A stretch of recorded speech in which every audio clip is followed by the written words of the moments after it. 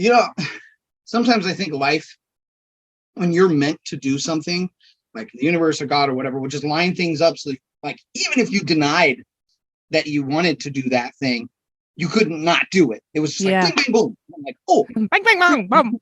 Bye-bye. Yeah. Bing, boom. What's up, you beautiful beasts? I'm Katie.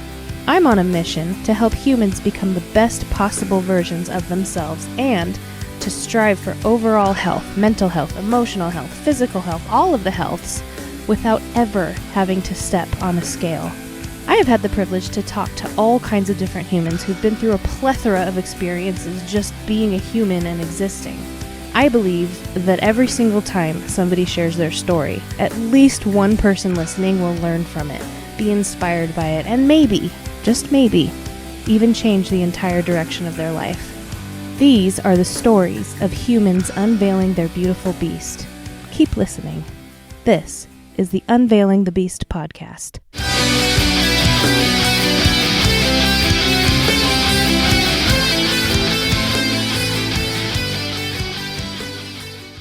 Hi guys, welcome back to the show. Today, I'm hanging out with my cousin from episode 1, Richard Bradly LaChance. This episode is all over the place with lots of really good nuggets. It's raunchy, it's funny, it's inspirational, there's a lot of yell talking, and the episode itself kind of has A.D.D with lots of squirrels and shiny things. As always, I hope something lands with you today. I hope something you hear tugs on your heartstrings and or, well, I know you'll laugh.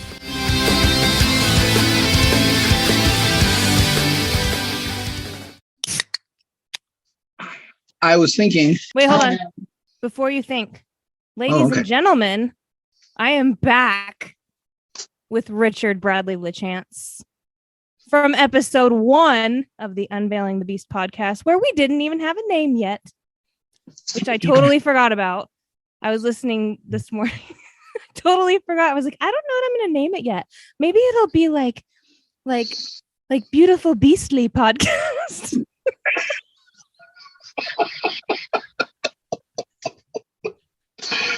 Oh man, we talked about some weird stuff in that interview. We did, and I only got through like 15 minutes of it this morning. Let me see. Oh no, 22 minutes and 39 seconds. Not bad. Hey, there's the phone. Wait. Look, it's me. I know that guy. My phone needs a tan too. Yeah, it does. I don't know how it's possible, but you look whiter on that one than you do it. I know, right?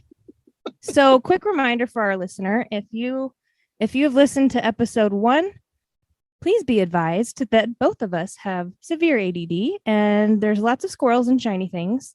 So this conversation will be all over the place for your benefit. Okay, so you said you were thinking. Mostly for our benefit, but we know what happens when I think. But actually, what I was thinking about was exactly what you said. What I was thinking about was that I was your very first. You were. That's gross. But that's the terms that I thought about it in, though. So and it's funny too because we were explained to Desmond like how it was like, so my mommy, Cousin Richard's mommy, they're cousins, and my grandma and Cousin Richard's grandma are sisters. And then Sean like pauses and he goes, so legally you guys could get married. Like, ew. Oh my God. You know, Sean like pulls random things out of his anal cavity. I've always loved him for that. He's some of the things that he talks about, like, it was my favorite when I would come into work and he'd be like, you got to look at this clip. And he'd show me something on YouTube that was like totally random. It's like, Sean, where are you hiding this sense of humor? There it is. It's in his anal cavity. Oh my God. I'm so sorry, honey. I'll stop talking about your anus. Oh, it's a great anus. It's good things. I'm not that I know anything. I'm sorry, Sean. You know what? Forgive me for that. Moving on. So since oh, go ahead. No, please. Tell me.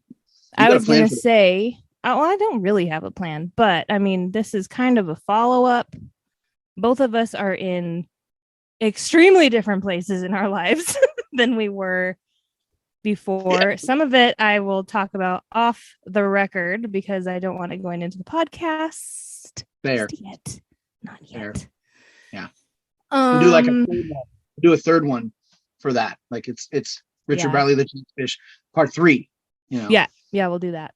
Okay. She's like, we're not doing that. No, let's do it. I interviewed somebody a few weeks ago. We already have their next episode scheduled. Nice. Yeah. Who is it? Her name is Amy. Actually, she's tomorrow Monday's episode. Nice. So yeah. Nice. I was like, I feel like we have much more to talk about. Let's schedule the next one in 2 months. So I'm excited that you're doing it again. You had stopped for a while for whatever reason. And when I saw the Cooking with Kate thing come up, I was like, oh my God, she's doing it again. And then I saw the Beautiful Beast Within. I was like, dude, she's fully back into it. I'm so proud of her. Yeah. So thank you. Well, I didn't mean to put it on hold for 3 fucking years, but just the way things happened, 2020, I'm just going to keep saying the year of dread for everybody worldwide, and a lot of it is not even COVID related. Like no, I grabbed on to my full-time job because I didn't know if I would still have a job. Yeah. No. Oh, I want to do my podcast. I miss it. And then I just started like, okay, when could I record? When could I edit? And I just made it happen because it's like, why am I spending all this time being a badass for somebody else's company when I could be a badass for myself? That's right. Just for you. It's so funny you say this today. I went and I did my 5th step with my sponsor, and when I'm going through some life stuff right now, that is what it really comes down to is having self-esteem from my own self, not having to rely on someone else to give me self-esteem. Yeah. And so I did this 5th step, and for those who are the uninitiated, I've been clean and sober for 15 years, and part of our program is we do these steps, and the 5th one is you admit to God, to yourself, and to another human being the exact nature of your wrongs in the past. And the past few years, I really let go of my spiritual maintenance, and that's stuff that we could probably talk about off of the air because there's stuff that involves you there. But when you let go of that spiritual maintenance as an alcoholic, you start to do really terrible things. Your behavior as a person changes, and that's why we need AA. It doesn't just go, Mm-hmm. So anyway, it was a big eye opener. I have huge expectations of other people, and I just have no self-esteem whatsoever. So I'm with you on that. I'm really proud of you. Yeah. You're a badass. Thank you. I am a badass. And the 4 years ago me would have never said that. I know. Yeah. No, I'm not just a badass. I'm a fucking badass, bitch ass. And that's a whole different thing. Yeah. That's a level of badass. Yeah. I'm not there and yet. Being able to say that doesn't mean I'm selfish or self-centered or anything. It's just being able to acknowledge, hey, you're doing good shit. Keep doing it. Hold that thought. Hold it. Hold on. Hold it. Holding. So I only got dressed from the torso up. I'm in my pajama shorts. No, I have I have pants on. Well, shorts, but it counts. Where are they? Let's see those legs. They're wider than my face. I'm sorry. Give me a second. I can't see. I'm okay. I'm fine. I just got to readjust. You'll notice I have a little bit of a bronze Kentucky thing going on with me here. Yes, Kentucky. It's a place. So last time we spoke, you had kind of just moving. Moving? I'm going right in. I'm right there. I'm moving. You're kind of just moving to Southern California and now you're in Kentucky. Yes. So craziness ensued, didn't it? In a big way. Yeah. It really all started with the loss of my dad. When my dad died, boy, I turned into a real monster for a little while. I I prayed about doing this interview with you on the way over here because I want to be as forthcoming as possible, because I think, if I am who I am all the time, an interview with my cousin or an interview with GQ or an interview with, nobody, or just walking down the street, if I am who I am all the time, it builds that self-esteem, I think. Mm-hmm. I know who Richard is 100%. So what happened was my dad died and I walked away from God. I was so angry that he had stolen my dad from me. Stolen. Mm-hmm. Yeah. You know what I mean? Yeah. And so my life just started compounding, and it started at our shared work. Mm-hmm. And I lost that job because I was shirking work. I was shirking responsibility. I was very clearly not in a good space anymore. A detail came along and it was like the final straw. Like this one detail is the last thing we're going to take from you. Have a nice life. Mm-hmm. But which we don't need to discuss here. No, not at all. Yeah. We're not gonna go into that. But the point is that I think the road was already written by me, and I think that's always the case in our life. We a lot of people try to blame God or Satan or whatever for like things that happen in our life. I'm like, no. You got AIDS as a consequence of sleeping around or whatever. You know what I mean? I'm like, and I think about my dad. Like, my dad died of liver cancer because he stuck a dirty needle in himself in the 70s. He got hepatitis C. Hepatitis C turns into liver cancer, and he didn't go to the doctor to catch it in time. Mm-hmm. That's a consequence of his actions. It wasn't God. Yeah. And so in the same vein, lost my job, got a new job. It wasn't as good. Did okay at it, but it was just not the thing. And then our son, our grown son, my wife and my grown son, was really struggling with life in general. He was depressed and he was going through some things. And my older daughters moved back in with their mom, and it was like, sometimes I think life, when you're meant to do something, like the universe or God or whatever, will just line things up. So like, even if you denied that you wanted to do that thing, you couldn't not do it. It was just like, bing, bing, boom. I'm like, oh, bang, bang, bang, boom, bye, bye. Bing, bing, boom. And I'm in Kentucky, and I'm like, wait a minute. I've never lived outside of California except for in the military. This is weird. Yeah. And and they have weird accents, and it's weird. But please don't offend my 28 listeners from Kentucky. Oh, okay. All right. I'm just kidding. If you have 27, I would offend them, but 28. Yeah. That's far too many for you to Now there are going to be listeners in Kentucky, because I'm going to go tell all my friends, hey, check out this podcast. I'm on it. So your son was in distress. So yeah, and my wife said, can we go? And I was like, yeah, well, the girls left. They're with their mom, and our son needs us. So yeah, let's go. And it's funny because we had all these plans, and when you make plans, if you don't make them like with something to back them up, right? Like you are just like, oh, I want to do this, and you just kind of throw it out there. Well, you're not prepared for the plan to work, right?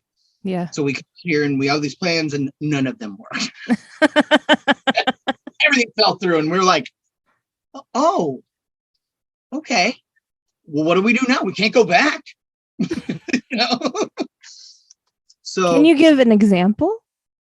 I can give an example, because I don't know shit about fuck since you've moved. So I know we haven't talked about. Okay, so for example, we had a tax return that was $7,000, coming to us. Mm-hmm. Well, my ex-wife who did not have my child physically at the time, filed first. And so she got the $7,000 tax return, which was meant for us to come out here, get a place, get settled, have Right. a good time. So yeah, we came out here basically broke. I mean, we had a little bit of. Yet here you are. You're still alive and breathing, and you're still there. What do you do? What do you do? You persevere. That's what you do. Yeah. That's what you do. When your stepdad, if I maybe get a little personal, your Mike, when he was struggling physically, you guys didn't give up. You just persevered. And you guys are an example. I just watched these people around me. I had a pastor's my pastor's daughter at a church that I went to back in Sacramento when I lived there. Her 4-year-old got leukemia.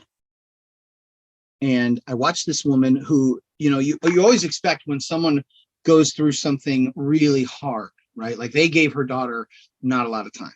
They were like, she's going to survive this.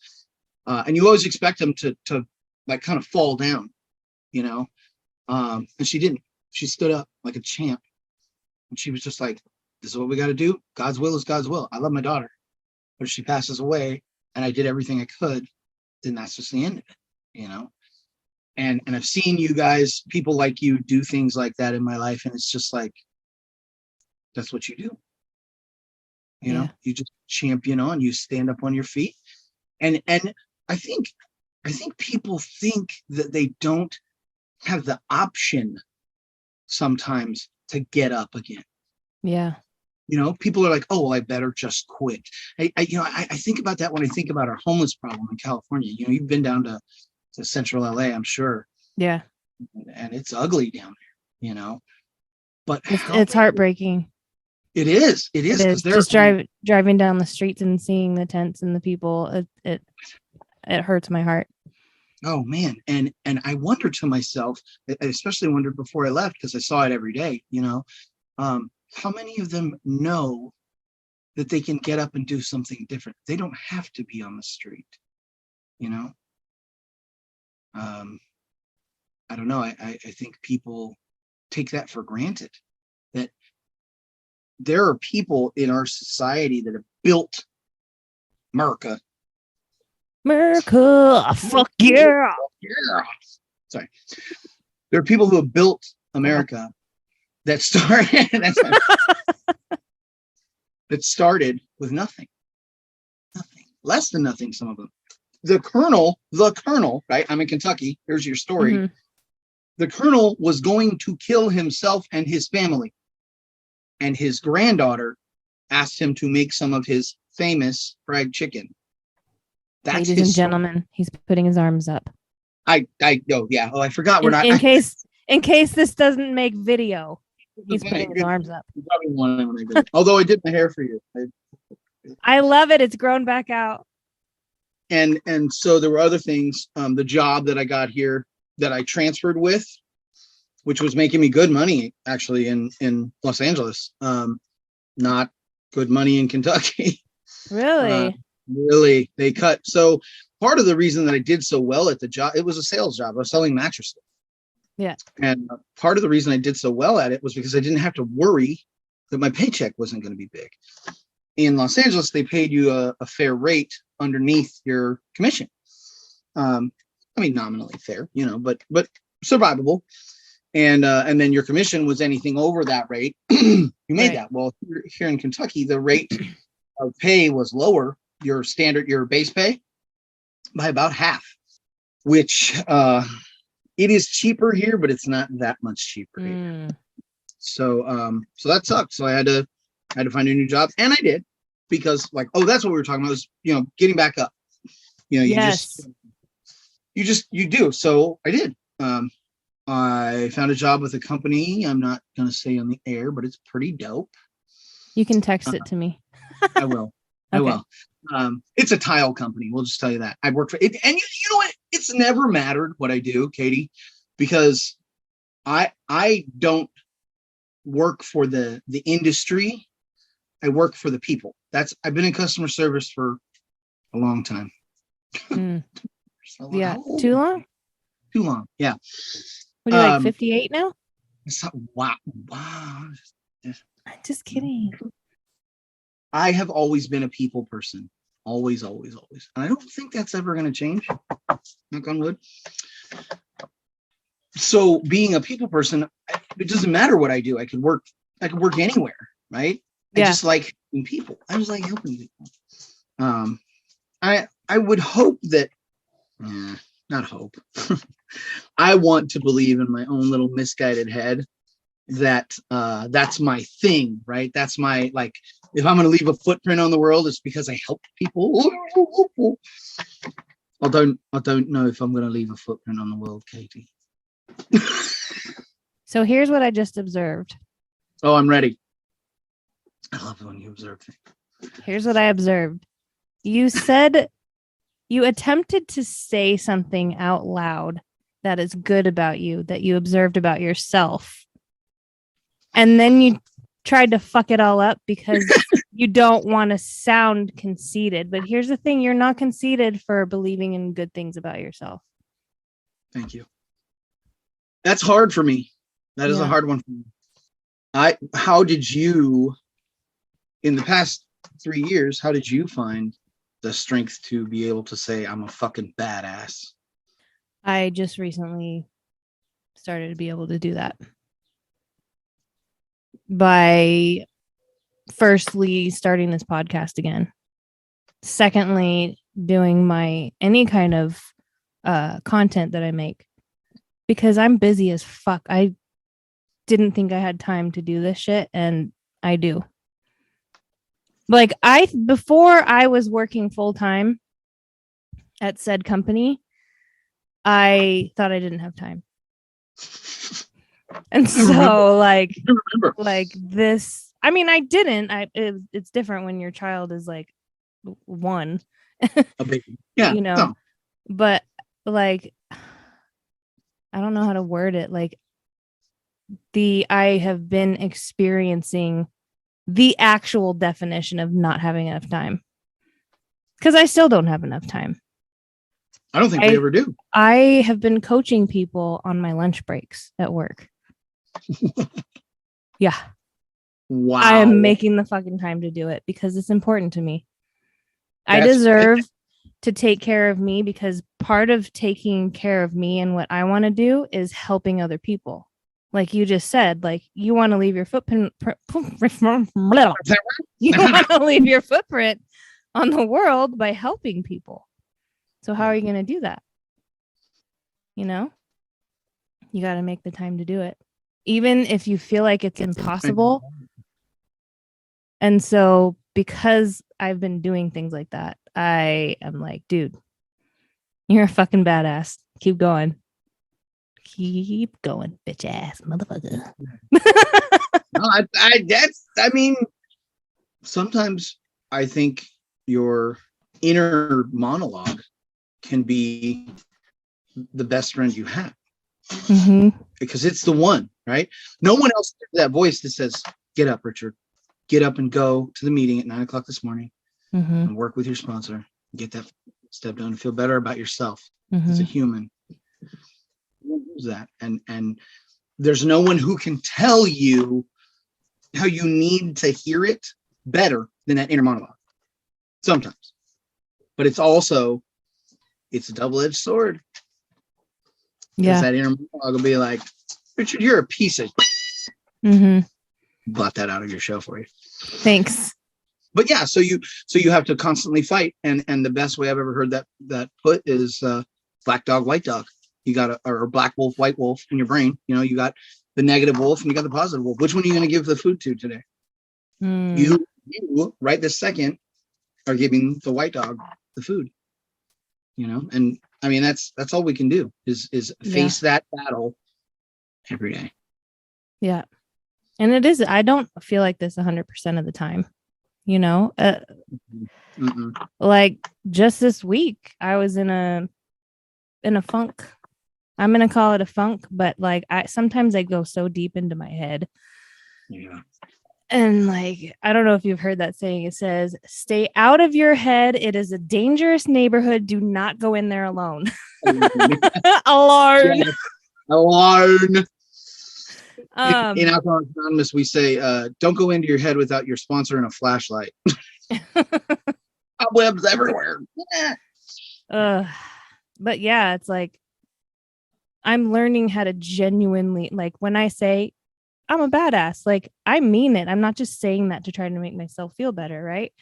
Yeah. But at the same time, on the other side of that, sometimes I go into this dark place because I am still human and I'm not always on that high, and it's kind of like, how do I explain it? Oh, somebody said, like, sometimes I feel like I'm too much and not enough at the same time, 100%. And when 100%. I'm in that place where I can say you're a fucking badass, I am enough. All that matters is what I think of me. Yeah, and those days are great. Yeah. And I think specifically you and I, who both suffered with stuff up here. Mm-hmm. When that stuff punches us in the dick, it's extra hard to try to overcome things that are already, like, life sucks already. And you're like, okay, I can face it today. And then your mental illness is like, no, you can't. Bam. Mm-hmm. Like, why not? What did I do wrong? Nothing. You woke up. You're alive. You want to hear something a little bit on the tragic side that's happened since I'm here? Sure. But it comes with a good, I know. We're headed down into the ravine, but we're going to come back out. Okay, you ready? Okay, so we're going right now into the not enough. Right, here we go. Okay. I gave myself diabetes, type 2. Oh. Yeah. So I have a 9.2 A1C, which is not, I'm not insulin dependent, but I have to change my diet, and I have to start working out. So now we're going to climb out of the ravine. Here we go. So instead of falling into the ravine, which is like, I'm not good enough, I'm a piece of crap, blah, blah, blah, blah, blah, and you go down and you go down. I got into action, and I was like, okay, well, I'm going to start eating better right now. What do? Well, you don't have sugary soda. Okay, that's easy. I can stop that. And you don't eat a whole bag of cookies at one blow, right? And so it's just like stepping up. And then I was like, oh, and there's a gym, because we've been talking about joining this gym. And so I joined the gym, and it was really cheap. And so I'm like, that's what I'm talking about when I'm talking about getting back up, right? Mm-hmm. We have to train ourselves to see, here's the road, here's the path to walk back up out of the ravine. You don't have to stay there. It might suck to get back up out of it, because it's going to be work, and nobody likes to work. Anybody who tells you they like to work is a liar or doing something that they love. So you might like to be working right this second, but anybody else is not. I was going to say, what's the second thing he's going to say? Because I do like to work. So, that's the thing. Like, depending on what you do, you might love your job. You know what I mean? Yeah. I love being a customer service person. I love talking to people, especially in Kentucky. Man, someone come in, they talk like this. Do you talk like that too to your customers? No, I don't. Or do you sound all Californian like you do? I sound just like I sound right now in California. and the Sup, funniest part dude? about it, and you can't assume anything about them because they talk that way. For example, I made this little assumption about my sponsor when I got out here, because he talk like this, from almost West Virginia, from the Appalachian Mountains. I can't even do their accent. It's ridiculous. It's pretty good, actually. Oh, thank you. And he is a doctor of neuroscience. Fuck yeah. He talks like that. Nice. I was like, assumptions questioned. Whoa. That is called programming. Man. You have been programmed somewhere in your life to think that accent means dumb. Yep. And so not your fault. No, but good to have your eyes open. Yeah. Good to have your eyes open. It's and I think the world would do better that way, right? You see a guy in baggy clothes, what do you think? Right? He's ready for action. Doesn't necessarily mean he's gonna be a gangbanger. Yeah, maybe he's broke and that's all that fits him, and he just lost a bunch of weight. Or maybe he just likes baggy clothes. Yeah. Right? There's so many, and like, you can't assume. anything about anybody anymore. I don't think. There's the movements that have happened, right? Yeah. Which shouldn't have been movements at all if we really think about it. Like, there shouldn't have been a Black Lives Matter movement because their lives should have just mattered from the flipping beginning. Yep. So these movements have opened some people's eyes even more. Oh my gosh. Okay. Speaking of going off. Okay. You're going to love this. This is a great story. So the other night I went to this place that we have here called Battle Axes. It's a place where you can throw axes, right? For fun. Oh, I saw pictures of that on the gram. Yeah. I was in my kilt. Nice. Did you like me? I did. It was great. So there we are, and we're at Battle Axes, and it's fun. And we did the what's the gliding thing? You go on a wire. Oh, a fucking something line. So, yeah, zip line. I almost said strip line. That's different, Katie. That's a different place where you go for that. Yeah. Anyway, so we do the zip line, we do the Battle Axes on fun, and there's a drag show.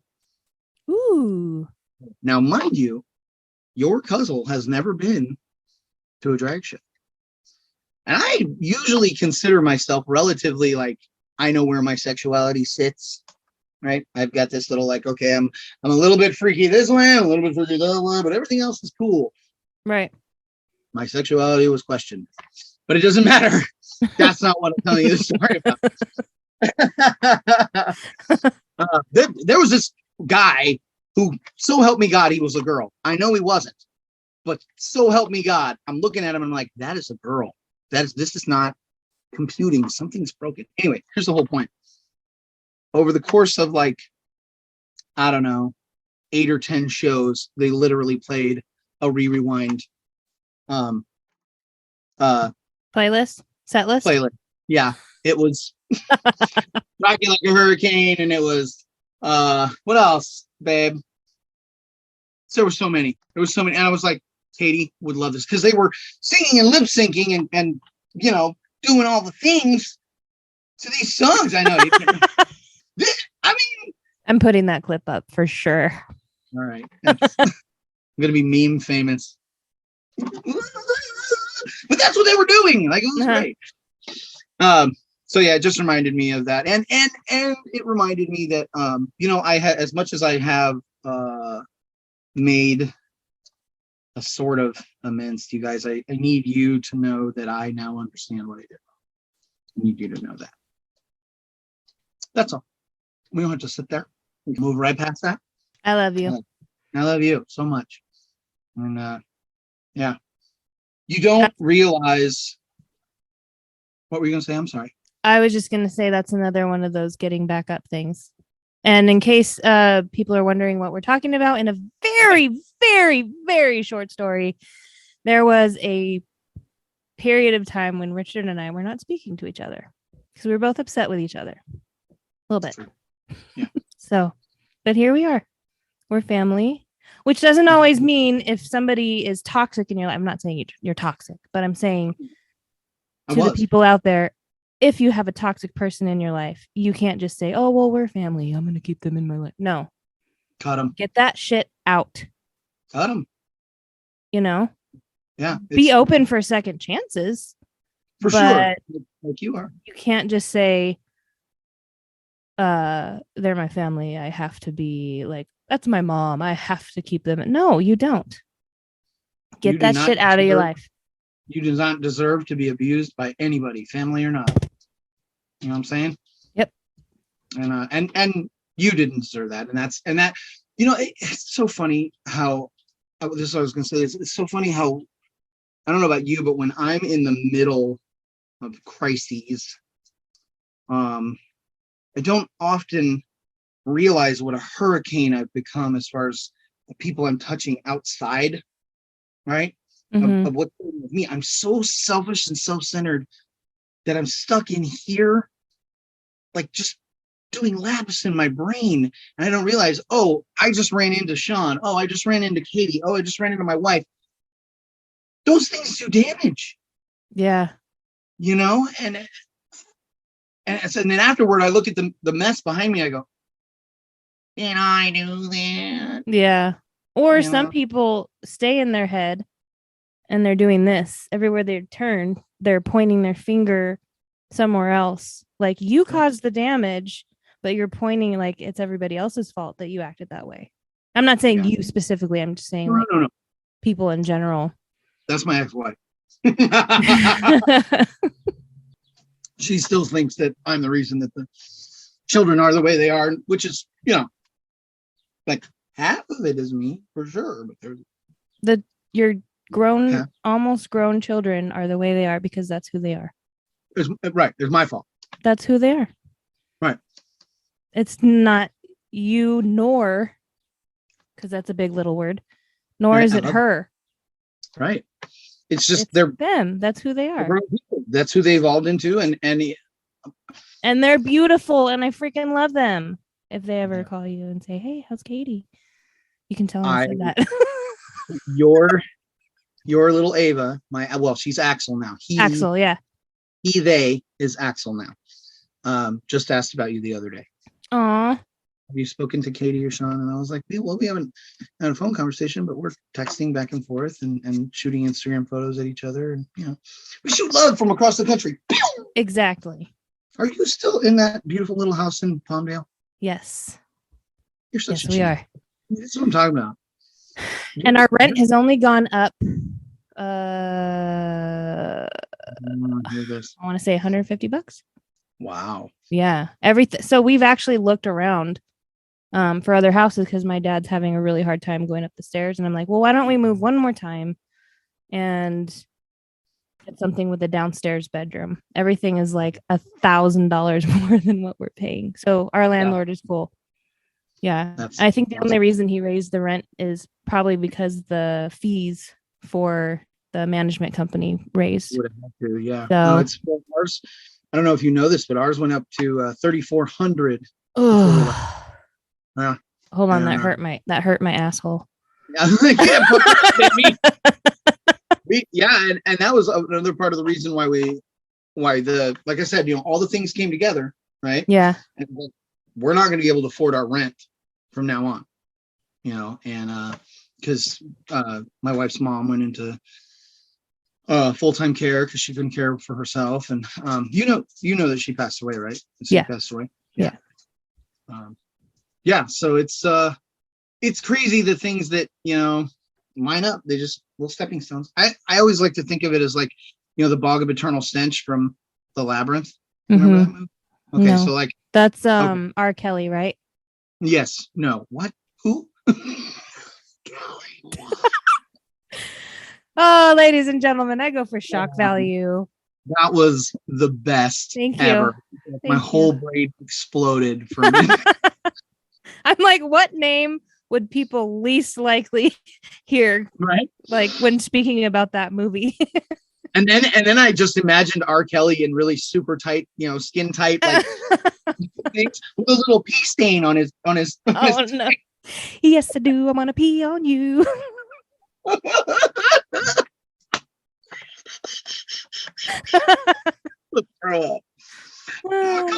was amazing. Anyway, I imagine when Ludo would howl, the big beast would howl in that movie. Go, oh, right. Okay. You want to do it again? Before you continue. Yeah. I've never seen it. Holy snap. Remember all that stuff I said earlier about, being over. It's over. I'm gonna save my money. I'm gonna get you a plane ticket, you and your son. Probably not Sean because he won't come. You can't afford Sean to do anything he doesn't want to do. I know that. I've learned that. But you and your son are going to come out here for a weekend, and you're going to sit and watch that movie with me until you memorize it. You're going to sit and watch it, and you're going to like it. You're going to like it. But anyway, continue your analogy. All right, now the analogy means nothing now, but I'm going to explain the whole thing. Your poor listeners. I sound like a smoker. Okay. So Ludo's a big beast in the movie. It doesn't matter. Those who know, who are listening, will know. Okay. So Ludo goes like this. He goes, oh, and he actually does that. I'm not being funny. And he calls rocks when he does that. So there's a point where they're trying to cross over this bog, and he calls rocks, and they come up underneath from the bog, and they use the rocks to step over this bog. And that's what I'm reminded of when stuff just goes right. This Ludo calling up the rocks. And it's like, there you go. And that's where my life is right now. Stuff is, it just is crazy. It's crazy. Life rocks. Life just rocks. I'm feeling a little older today. Feeling a little older because I saw little Dezo, who's 6. Is he in first or kindergarten? First. Wow. Oh, mommy. Oh, do you cry? No, but I pretend to cry because like I've said the line to him, I'm not ready for you to go to college, that kind of stuff. So when he was 6, on his birthday, no, it was the day of his birthday party, I go, you're gonna be at your 6th birthday party. Woo! He goes, Mommy, don't cry. I'm not even 4 feet tall yet. Kid. Oh. He says the best things. Oh my gosh. In that way. Trenton has the most amazing timing. Like he'll just say something out of the blue when you're having a conversation. You're like, that is the funniest thing I've ever heard. I'm going to laugh till I'm sore now. This is a good bagel, by the way. I'm not supposed to be eating this, but I was hungry and I wanted to eat. Yeah. I sat down. Because sometimes, like, if your body's telling you you're hungry, you should eat something. That's true. Yeah. And drink. But you know what this is full of? Water. No, vodka. Fuck, what's wrong with you people? Rewind. Rewind back. I was going to say rewind and I said rewind.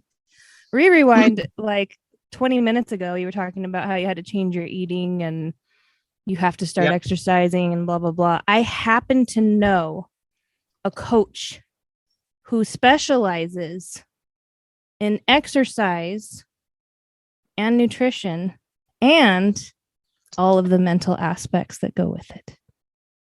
If you need her number, let me know. I know. Here I am. I know that I would certainly love that. You could tell me what exercises to do and stuff.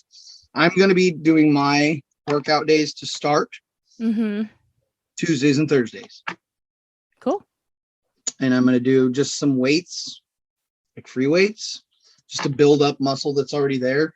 And then some kind of cardio, but I don't think I can do like, I know I can't do running because, the impact on my feet, but like stair climbing or I don't know. They had this place. Have you ever been to YMCA in Los Angeles? Yeah, that was where I lost 50 pounds a long ass time ago. I didn't know. A long ass fucking time ago in a town called Kickapoo. Okay, go ahead. YMCA in Los Angeles. No. Let's go back to that for a second. Have you seen the Super Mario Brothers movie? No. You have to watch it. It's so good. Is it on streaming yet? Well, you can rent it. It's like $5.99. Okay. That's not bad. Have you seen John Wick 4 yet? I hope not. No. Oh, good. I haven't either.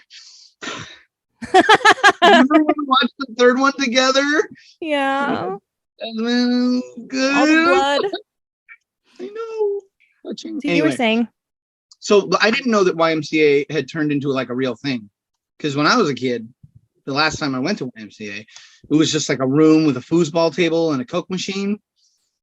Yeah, my mom, I would get picked up there every day after school. I'd go from school to the YMCA and my mom would pick me up there. And I had no idea. So we go to get our membership on Wednesday or Thursday, and I'm looking around like, what in the ass happened? Somebody was like, give YMCA a booster shot because we got that whole village people thing we got to get rid of. We got to put that in the past. We are now a full-fledged gym with 3 pools and every Nautilus machine you could ask for. I was like, yeah, very impressive. Yeah, so, it was like that in my early 20s. So, where have you been? No, I'm kidding. But that's where maybe I shouldn't say that's where my passion started for fitness, because I used to work at Curves a long time ago. But the YMCA is where I got like, well, it's where I was into disordered exercise and eating habits, but that's another story. That's where my passion came from. Okay. For the human body, I should say. You know, I have a passion for the human body as well. Yeah. Spin classes. That's where I took my first spin class. Cried when I went home. You should have heard my wife talking crap about the one spin class we went to with you. She was like, that was so hard. I'm like, money. It is hard. I died that day. I'm like,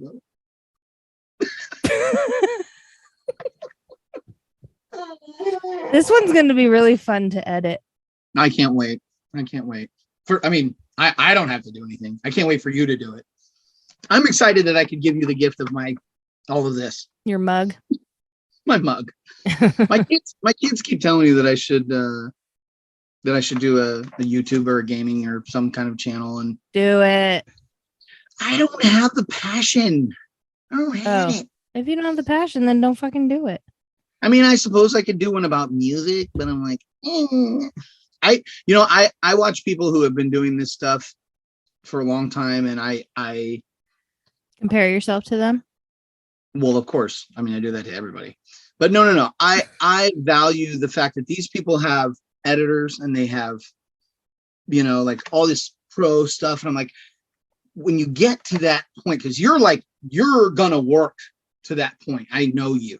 And you're like, if I want a thing, let me go get a thing. Right. Mm-hmm. But before you get to that point, like there's all this stuff involved, mm-hmm. And I just don't have the gumption, Yeah. I'd rather sit and play drums all day, personally. There you go. Yeah. And I operate knowing that right now I am putting content out for nobody, because eventually somebody will come. Yeah. But the fact that you do the whole thing, you do the editing, you're a champion. You're just fucking champion. Yeah, I'm a badass. But I mean, the goal eventually is to get somebody to edit these for me, because it takes up a lot of time. Time you don't have specifically. Oh, that was something we were going to talk about real quick. So just real quick. Rewind. Go back. I was talking to, it doesn't talk about who I was talking to, but I was talking to somebody about the fact that a lot of the time that we spend, we don't have time, right? Mm-hmm. Think about, I go to work for 8 hours a day, right? And then I come home and I go to bed at, let's say, an average time is 10 o'clock, right? So if you work 7:30 to 4:30 and you come home at 5, you have 5 hours mm-hmm. to fill, right? With things to do. Now, in that 5 hours, you're also going to take an hour for cooking and eating, right? Or mm-hmm. you could even take 2, right? That still leaves you with 3 hours to do stuff. Yeah. And so we were talking about, I wish I could remember who it was. Might have been Bernie. I don't know. I talked to her a lot. During that time, if you chose to, you could be doing things. Mm-hmm. Like what? You could be making something. You could be editing your videos. You could be, you know what I mean?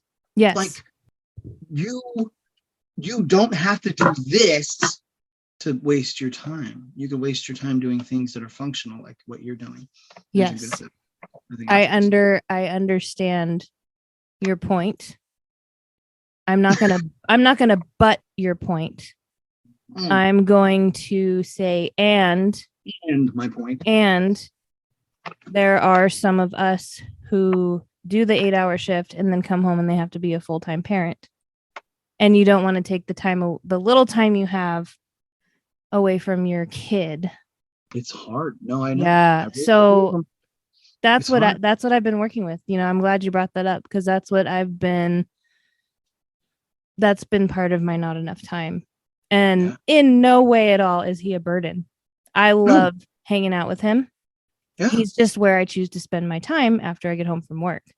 So then when do I do this thing? Well, I have 30-minute lunch breaks. I can do it then. I can add some of my 10s on there, since I never take my 10. Right.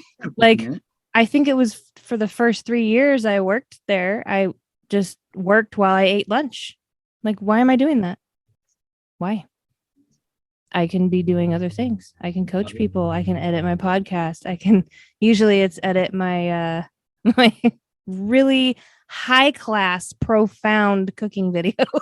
I love those videos, especially when you make things disappear and then appear in the pan. You're like, here's all these things in the pan, and now they're actually in the pan. I like that. I think those kind of cuts are so much fun. Oh, look, she did it.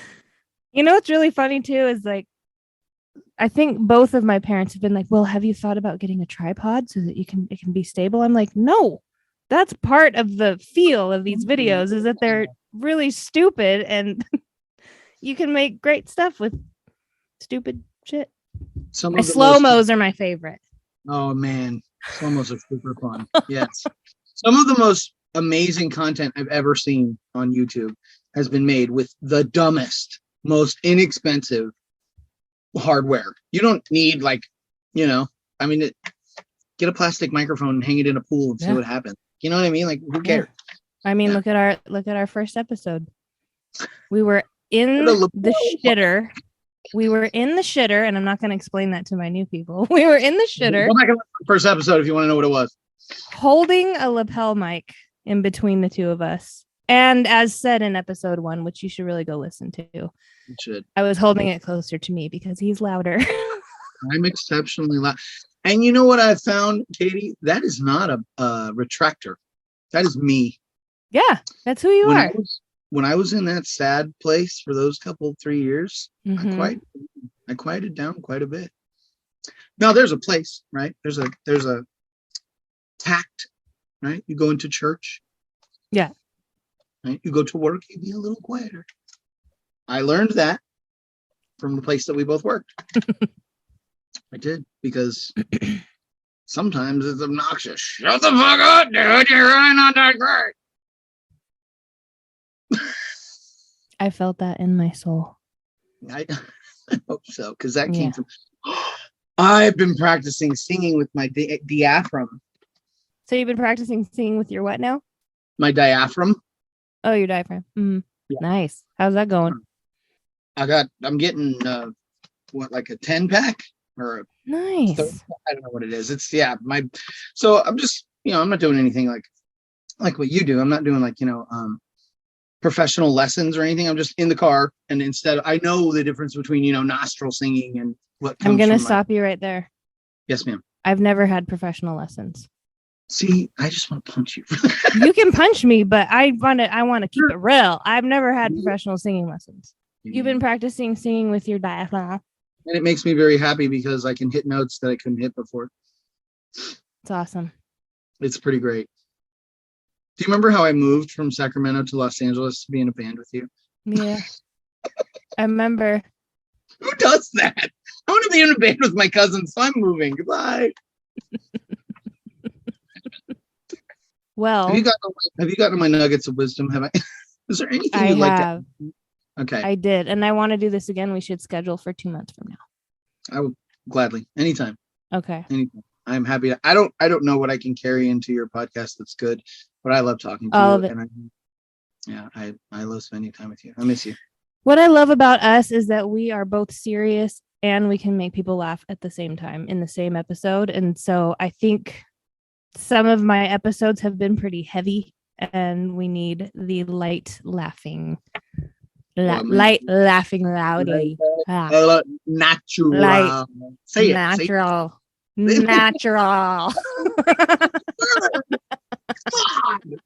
So I'm going to ask you a question. You were the first person I ever asked, and then it turned into a thing, as has how I end every episode with, until next time. I do that on every episode because of you. And I'm just curious if your answer has changed. So my question is, if you had one piece of advice that you could give to the world, what would it be? I remember when you asked me this last time. I'll wait. It's such a good question. You'll wait. I don't remember what I said the first time, but it is an amazing question. Now, I think I would probably say something like focus on what matters. There's a lot of things in this world that mean nothing and are useless information that just gets tossed around the internet. But there's some stuff that really matters. And we don't take the time, most of us, to look at that. You know, your memories of a relationship, and when I say relationship, I don't mean romantic, I mean any relationship. Right. No one can have them but you. Your time with a person, whether it's in reverie, right, fun, or it's in a dark place, that time, first of all, is priceless, and second of all, will never come back to you, ever. And that's important. There's 1,000,000,001 other things on this planet that don't matter, but those things matter. Ladies and gentlemen, Richard Bradly LaChance, signing off. Until next time. Do it with me.